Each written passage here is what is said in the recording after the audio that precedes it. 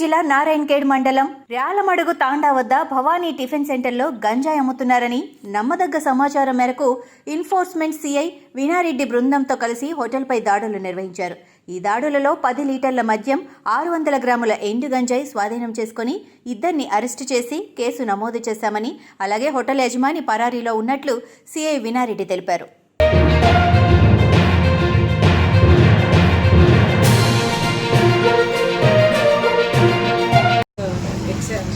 AC enforcement Medak డివిజన్కి చెందిన అధికారులము excise inspector P Veenareddy, Anil Kumar SI and సిబ్బందితో కలిసి మధ్యాహ్నం విశ్వసనీయ సమాచారం మేరకు నారాయణఖేడ్ నుంచి నిజాంపేట వెళ్లే మార్గంలో భవానీ టిఫిన్ సెంటర్లో గంజాయి అమ్ముతున్నట్టు సమాచారం వచ్చింది.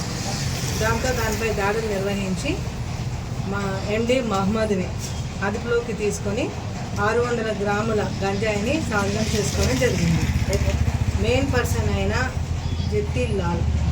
జతీలాల్ అబ్స్టాండింగ్లో ఉన్నారు. త్వరలో అదుపులోకి తీసుకొని అరెస్ట్ చేస్తాం.